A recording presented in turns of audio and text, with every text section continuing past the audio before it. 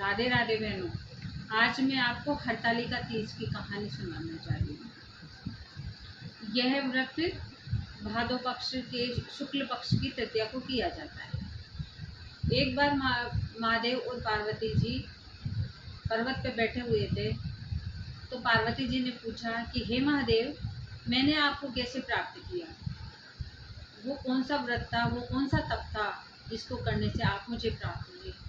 मैं सुनना चाहती हूँ, मुझे बताइए। तो महादेव ने पार्वती जी से कहा कि हे पार्वती, आप ये राजा हिमाचल की पुत्री थी। जब आप 12 साल की थी तब आपने मेरे लिए घोर तपस्या करी थी। बारिश के दिनों में आप सावन के महीने में बाहर खड़ी रही, बारिश में भीगती रही, और जो बैसाख का महीना था उसमें आप अग्नि में तपी। आपने मेरे लिए बहुत तपस्या करी। आपकी तपस्या को देख के आपके पिता जो हिमाचल राजा थे, उनको बहुत चिंता हुई। उन्होंने सोचा कि मैं मेरी बेटी के लिए ऐसा कौन सा वर ढूंढूं जो इसको बहुत खुश रख सके। उसी टाइम नारद जी आए। नारद जी ने आके राजा हिमाचल से पूछा कि हे राजा, आप किस चिंता में हैं? तो राजा ने कहा कि मैं अपनी पुत्री पार्वती के लिए सुयोग्य वर ढूंढना चाहता हूँ, उसी की मुझे चिंता रहती है। तब नारद जी ने कहा कि आप इसकी चिंता छोड़ दीजिए। मैं भगवान विष्णु का इसके लिए भगवान विष्णु का वो लेके आया हूँ निमंत्रण कि वो इससे शादी करना चाहते हैं। तो ठीक है।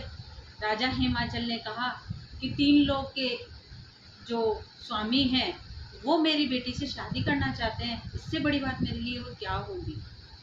तब राजा हिमाचल अपनी पुत्री के पास गए और उन्होंने पार्वती से कहा कि पार्वती, मैंने तेरा संबंध भगवान विष्णु के साथ तय कर दिया है। पार्वती जी बहुत चिंतित हुई, क्योंकि उन्होंने तो पहले से ही महादेव को अपना वर स्वीकार कर रखा था। बहुत सोच समझने के बाद पार्वती जी जंगल में घर छोड़ के और जंगल में चली गई। वो अपनी एक सहेली के पास गई। उसने अपनी जो चिंता थी वो अपनी सहेली से कही। तो सहेली ने कहा कि हे पार्वती, अगर तुम महादेव के अलावा किसी से शादी नहीं करना चाहती हो तो तुम जंगल में चली जाओ और महादेव के लिए ही तपस्या करो। पार्वती जी ने घर छोड़ा और वो जंगल में चली गई और वो पहाड़ों में जाके तपस्या करने लगी। इधर राजा हिमाचल बहुत चिंतित हुए। वो जगह जगह अपनी पुत्री को ढूंढते रहे। अंत में वो उसी जंगल में पहुंच गए जहां पार्वती जी तपस्या कर रही थी। पार्वती जी अपनी सहेली के साथ एक गुफा के अंदर थी।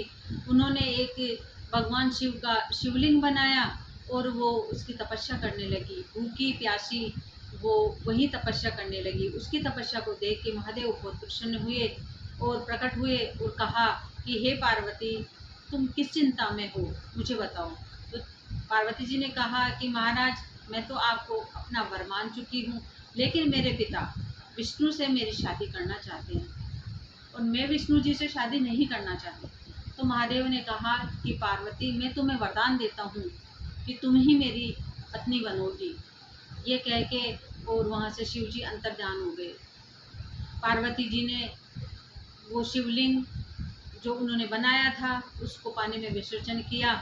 उसी समय उनके पिता वहाँ आ गए और उन्होंने अपनी पुत्री को देखा और अपने गले से लगा लिया और कहा कि बेटी, मैंने तुझे कहाँ कहाँ नहीं ढूंढा, तू यहाँ क्या कर रही है? तब पार्वती जी ने कहा कि हे पिताश्री, आपने मेरी शादी विष्णु से तय कर दी, लेकिन मैं तो महादेव को अपना वर मान चुकी हूँ, तो मैं सिर्फ महादेव से ही शादी करूँगी। तब राजा हिमाचल ने कहा कि पुत्री, अगर तुम्हारी ऐसी इच्छा है तो ठीक है, वैसा ही होगा। और राजा हिमाचल ने महादेव से पार्वती की शादी करी।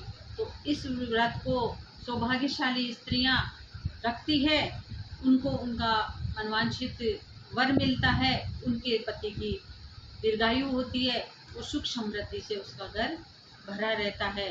जय जय श्री महादेव, जय जय श्री माता पार्वती।